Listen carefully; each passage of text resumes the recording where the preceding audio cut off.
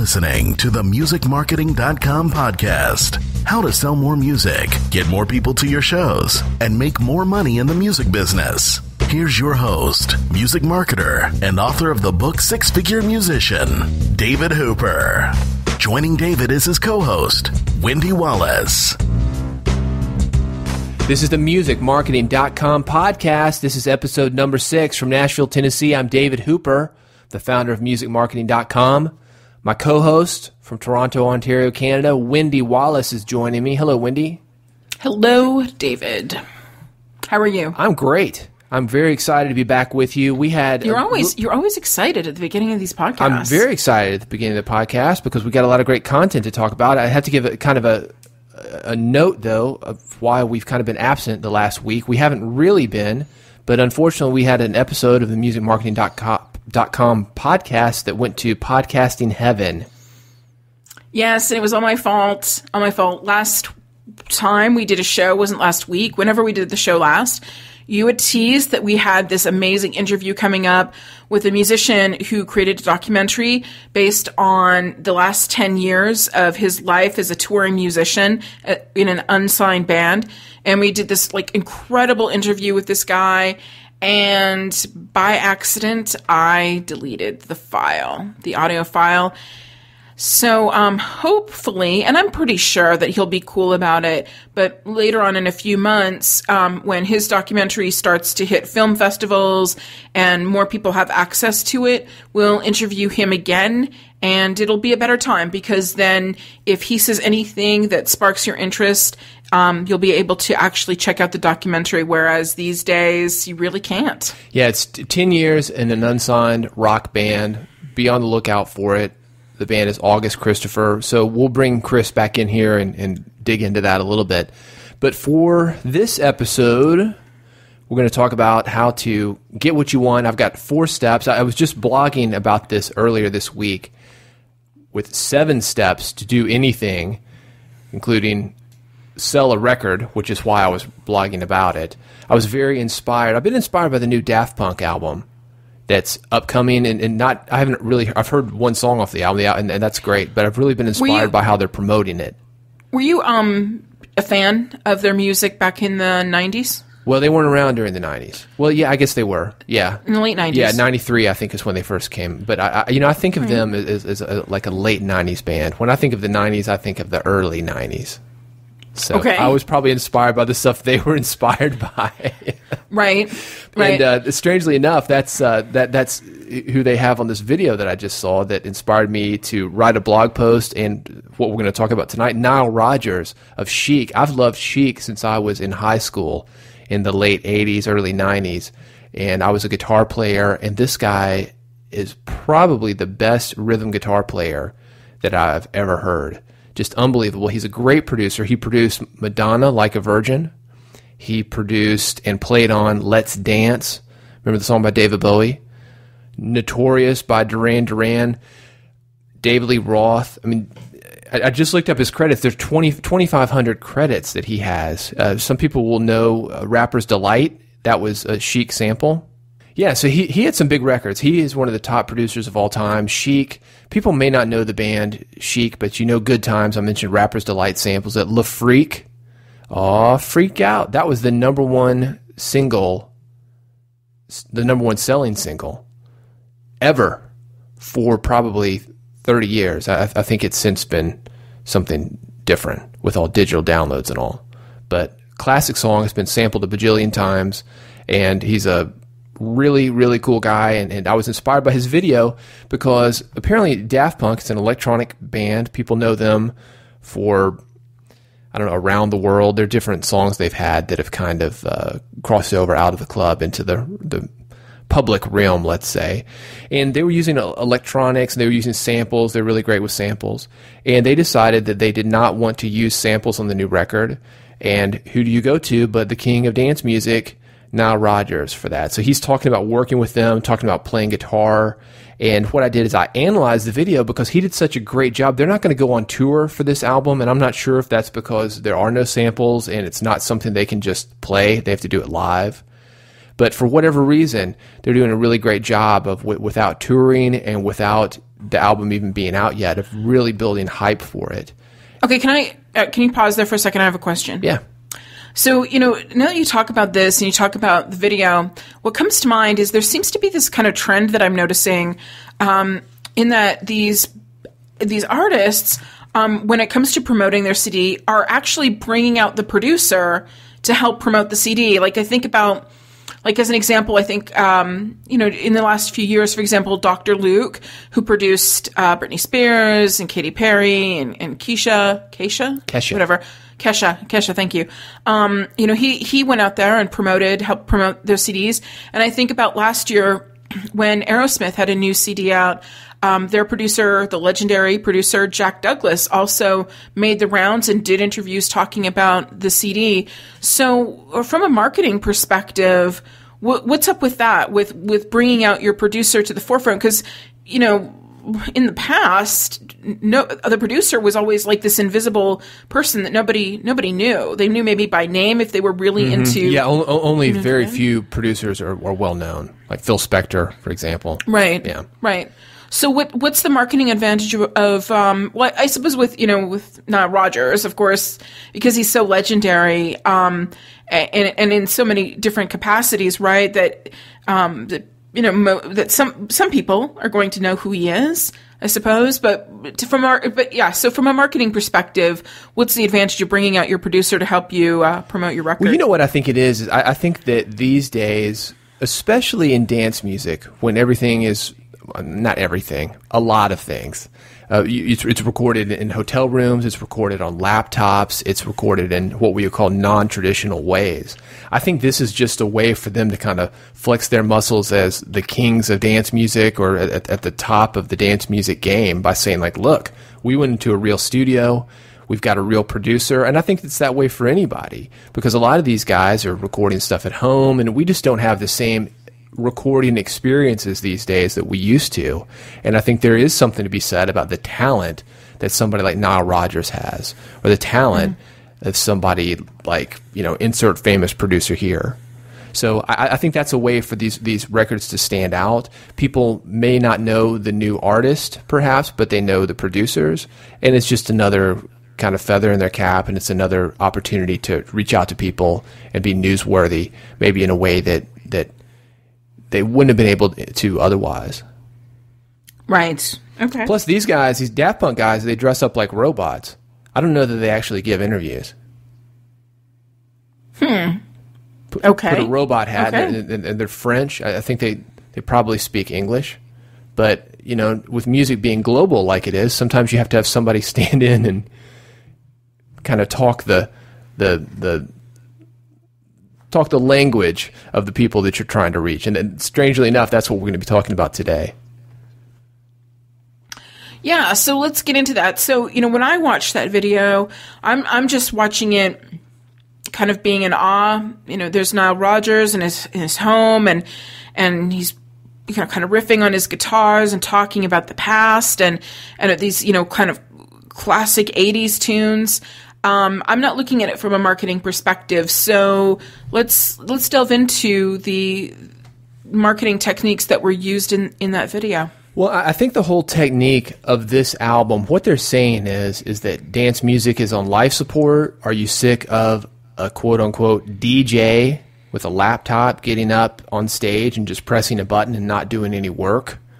Where's the work in dance music anymore? It's gotten so easy, anybody can do it. Your kid's doing it. They're doing it on YouTube. They're putting up the music on Bandcamp, or anybody with a Macintosh can do that. So he's saying that, look, the world is in trouble, and he's basically setting himself up to be the only solution. So he shows all his gold records. He shows that he has some credibility by actually playing guitar, and he talks about all the famous songs that he's played guitar on.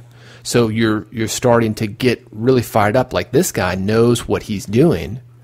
And then what he does is he agitates that problem, saying this is how it was, this is how it is, this is how it was, this is how it is. And then he talks about how this is how it could be. And by the way, these two guys, I'll call them the robots, Daft Punk, whatever you want to call them, are as good as I am, and they're coming to save the day. So that's kind of it in a nutshell. Okay. So then explain in kind of your average everyday experience as an artist, how it is that you can employ those techniques. Well, so let's just say, go ahead. Well, let's talk about it for booking a gig, because what I did on the website, which is musicmarketing.com, we analyzed it and just analyzed the video and said, hey, this is a great way to sell a record.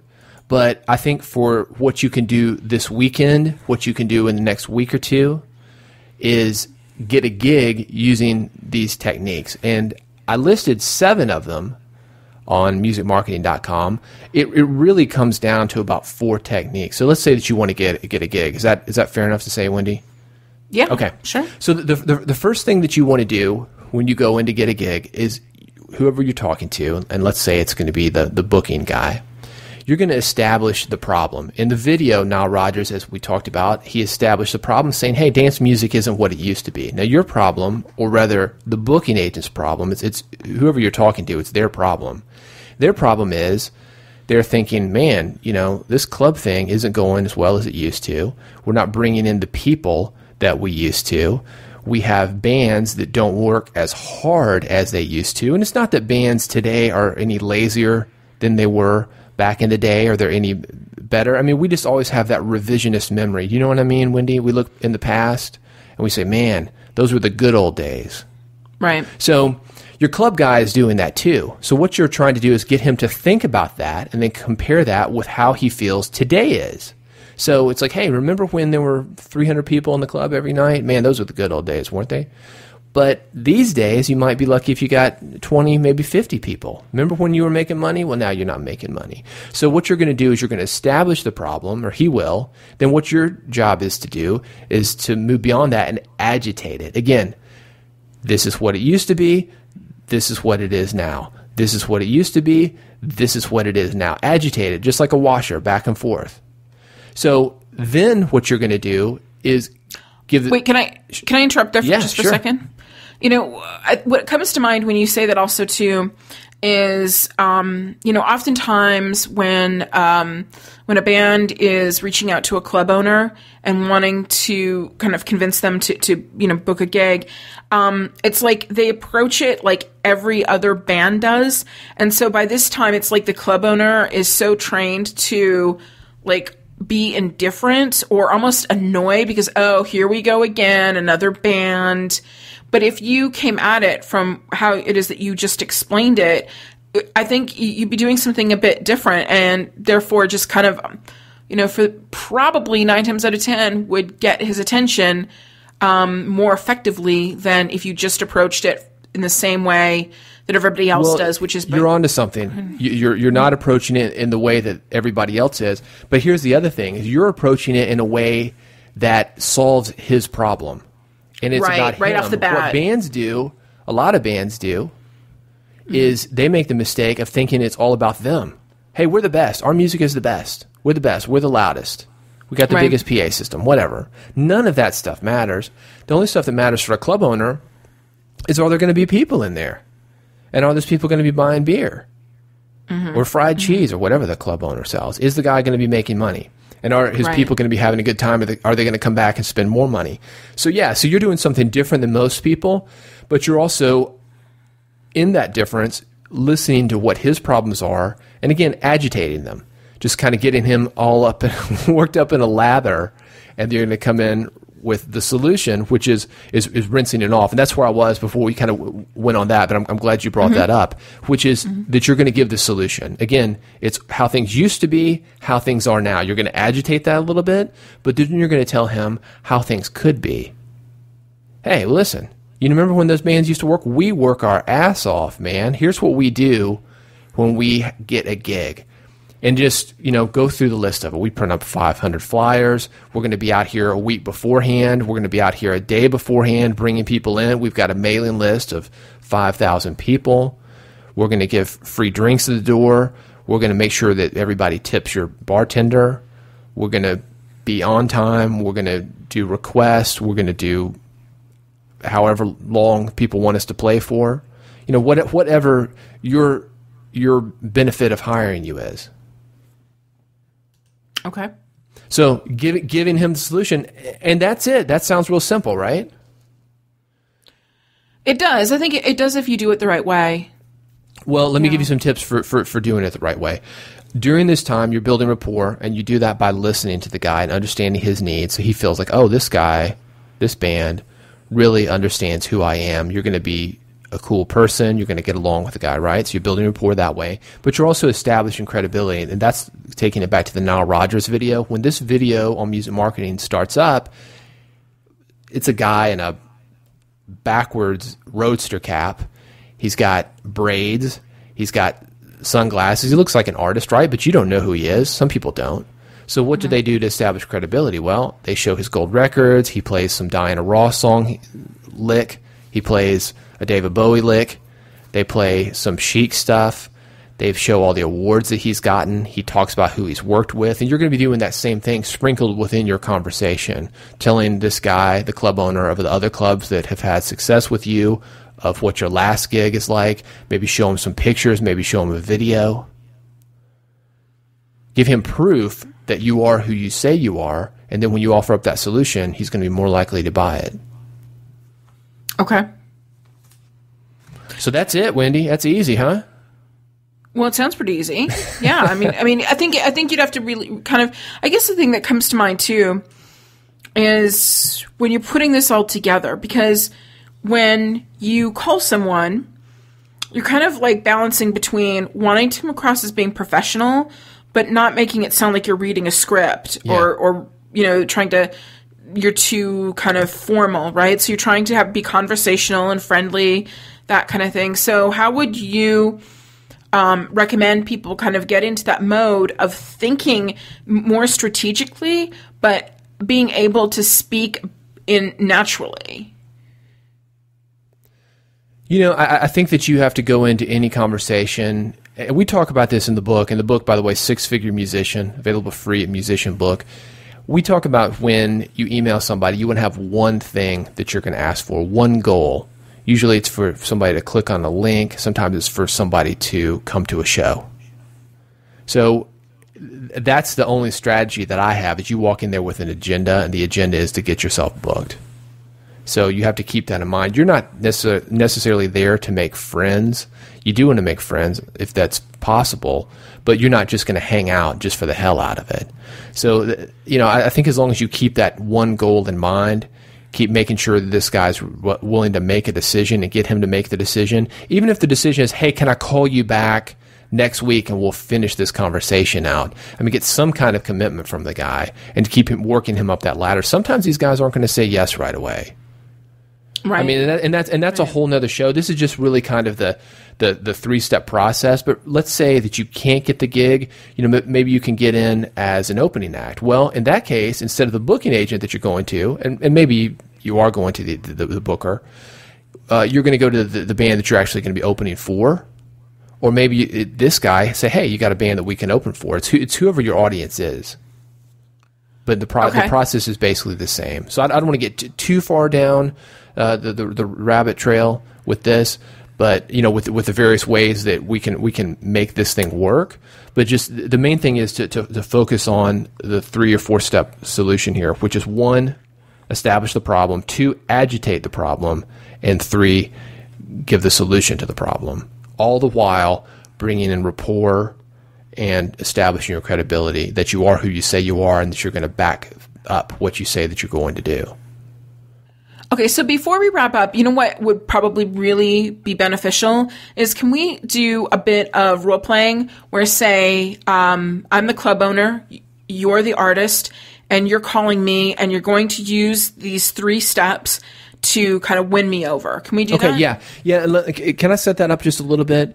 So let's say that you have a club that I really want to play in, and I'm doing the research, and you happen to be there on the night that I'm there. Because I'm there, that's how I do the research. I find out who's playing, I find out what the staff is like, how the club is run, and maybe I meet you, and we just agree to maybe have me drop by like the next day with a press kit or give you a call or something. Is that fair enough? So I've got a little bit of knowledge about the club, and you've got a little bit of knowledge about me ahead of time. Okay. So let's say that I'm going to drop by, I'm going to give you the press kit, and say, hey, you know, it's great to see you, Wendy. Loved the show last night. I think you've got a great place here. I'm in a band, and I would really, really like the opportunity to play here. I've got some thoughts on the show. Maybe, we could do, what those guys did, maybe even a little better for you. Well, you know what? We have a lot of bands who would like to play, so I appreciate you bringing in your press kit, and I'll look it over. What kinds of things are you suggesting you would do differently, or than other bands? Well, what makes you different than other bands? The music, I think, is going to speak for itself. So before you even play the music, just know that I think that you're going to love that. But I want to let you know that beyond the music, what we do is, I understand that your job as a club owner is to keep the door open. You do that through selling drinks, and you do that through keeping your people happy, so there's less turnover for you. One of the things that I noticed last night, not to make a criticism about other bands, is something that we can improve on, is simply getting people to spend more money at your club. We've got drinking games, we've got contests, we've got giveaways. We remind people to tip the bartender. We work really hard for you. I understand that you are the employer here. It's not just the fans. We're working for them, but we're also working for you. And I just want to make sure that you know that if you give us an opportunity, that we're going to work as hard for you as we do for anybody, even harder, actually. Because without you, we don't even have the opportunity. So if you could give us an opportunity, I would really appreciate it. We'll even take an off night. We'll show you what we can do. And then once we've established ourselves, we can come in and go for something that's a little more risky for you, maybe. So what kind of fan base do you have? I mean, how can you guarantee that you're going to bring in a lot of people? Well, there are no guarantees in the music business. What I can tell you is we've got a very active online community, a lot of Facebook people, got a lot of Twitter people. We've got a direct mail mailing list. And I'm willing to come out here beforehand and introduce myself to people, just like I introduced myself to you last night, have to give away CDs, download cards, flyers.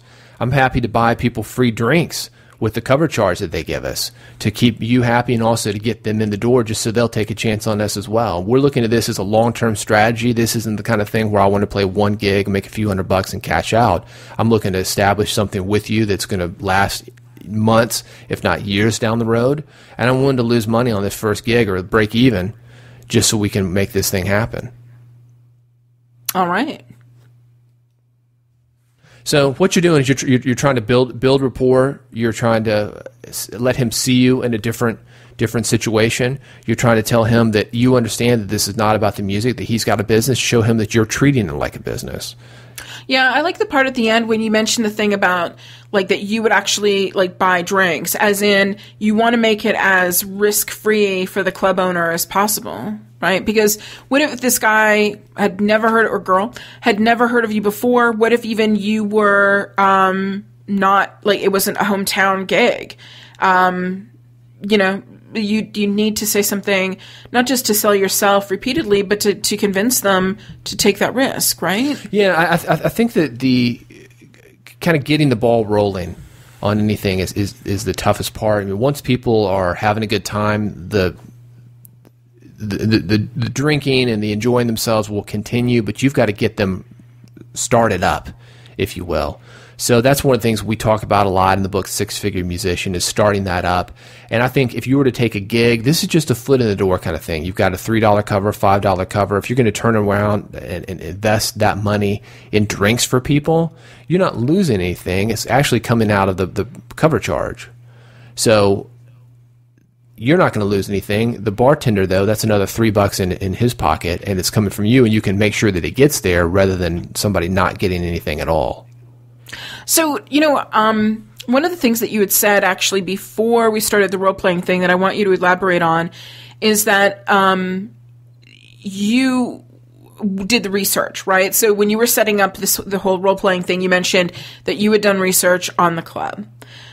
Now, I know personally, if I were an artist, especially with clubs that weren't in my city, I would just probably get a list of them and just start making phone calls without knowing a whole lot. Maybe I do a bit of research just to make sure that those clubs play the kind of music that I play, so I'm not wasting everybody's time. But beyond that, I honestly probably wouldn't do a ton of research. Yeah. So can you make some suggestions on exactly, because this whole 3-step process that you just explained would work a whole lot better if you had some more details and you could speak very specifically to that club owner and that club owner's needs, as opposed to speaking generally about what all club owners want, which is to make more money. Yeah, well, right? and there's no excuse these days with the internet, Google.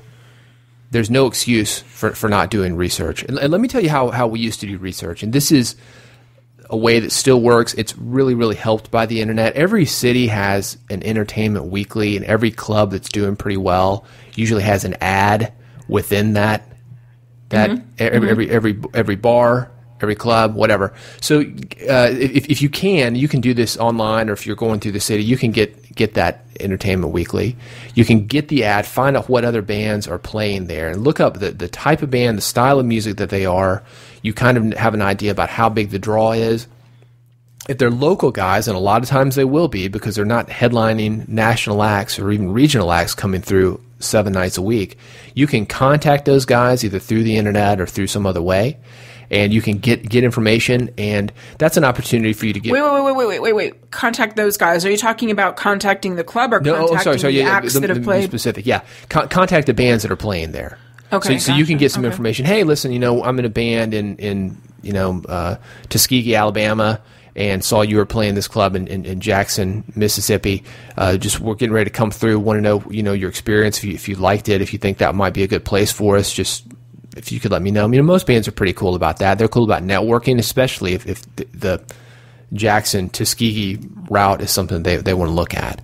So it's an opportunity for you to do gig swaps. But usually bands will tell you, and they'll give you, they'll say, well, the sound guy is a great sound guy, but make sure you tip him ahead of time, because he can get really pissed off and he'll blow your show if you move his mics around and don't tip him or something. You'll get that kind of inside information. Club owners talk, fans talk, everybody talks to people that are like them, right? So I would do the research ahead of time. If you can, I would certainly drop in there if you're going through, kind of just hang out there as a patron, find if it's a place that you think that you would want to play. Some places you're not going to want to play.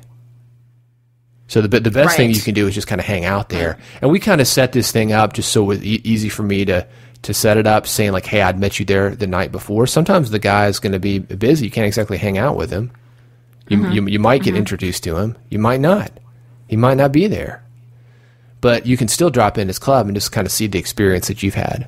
And I think that says something. The fact that you're doing your research is already going to set you apart from most of these guys. Because most of these guys, as we said in the beginning of this podcast, they're like, yeah, my band is really awesome. Yeah, we're loud, man. We rule. And yeah, so... Exactly. So doing the research, the worst thing you can do is call these guys and say, hey, can you tell me about your club? Yeah, how many seats you got there? You got a pretty good draw? You guys doing all right there if we just come in there, Are we going to get a guarantee? Can we make some money on this thing? It's like, what, are you kidding? He's doing you a favor. Right. Final thoughts? Wendy, I don't. I appreciate you being here and role playing with me. Plug your book now before you wrap up. Say that again. Plug your book. Plug the book. Yeah, I did write a book. You know all about it because you helped me edit it, made me write it actually about 7 times. The book is called Six Figure Musician, and it really is a great book. 70,000 words of what we're talking about. We analyze emails. We analyze all sorts of marketing things. We've got ideas like this. I've got scripts you can read from stage, and you can get it at Amazon, anywhere books are sold. There's an audio book if you'd rather not read it. You want to listen to it at audible.com, but there's also the free ebook at musicianbook.com. And speaking of free, I should probably plug the Audible. It's audibletrial.com/musician. You can actually get the audiobook for free as well with a 30-day trial of Audible. Right. So next week, we're going to be back talking about how to identify and attract your ideal fan. And we're going to have some role play. Maybe. All right. Thanks for listening, everyone. All right. Thanks. See you guys next week. Thanks for listening to the musicmarketing.com podcast. If If you have any questions or comments, email David and Wendy at musicmarketingpodcast@gmail.com. To listen to past shows and get even more music marketing advice, visit musicmarketing.com.